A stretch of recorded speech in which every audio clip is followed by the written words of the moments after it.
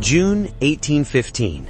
7 nations, 1 million soldiers, all of them coming for one man.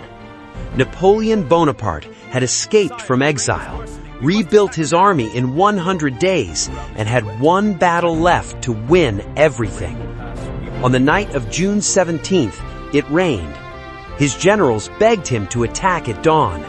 He looked at the mud and said, "Wait." Across the valley, Wellington had chosen his ridge carefully. He was not afraid. He was ready. Napoleon waited 4 hours for the ground to dry. 4 hours, while the Prussian army marched closer every minute. At 11:30 in the morning, he finally attacked. 4 hours late.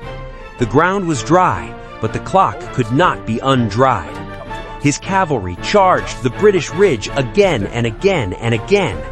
The British squares held every single time.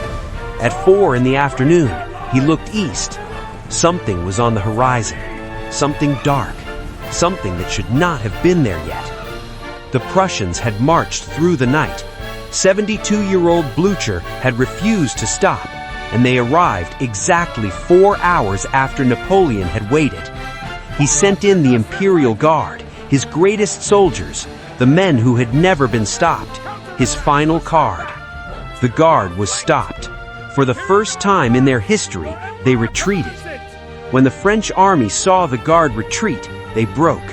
The most powerful army in Europe dissolved in minutes, equipment abandoned, formations gone, men running in every direction. Napoleon Bonaparte, Emperor of France, fled the battlefield on horseback, alone. Wellington said afterward, "It was the nearest run thing you ever saw in your life." He had nearly lost too. 4 hours nearly won it. Europe exiled him to St. Helena, the most remote island on Earth. He watched France disappear over the horizon. He never saw it again. St. Helena, 1,200 miles from the nearest continent. No escape possible. The ocean, his prison walls.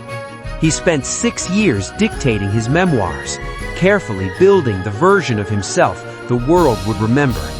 Even in exile, he was still commanding. One rain shower, one decision to wait 4 hours, the most expensive weather in the history of warfare. Napoleon Bonaparte died on St. Helena in 1821. He was 51 years old. He had conquered most of the known world. He had changed the law of every country he touched. He had never been truly defeated in battle, until a Belgian farmer's field filled with rainwater on a June night in 1815. It did not take 1 million soldiers to end his empire.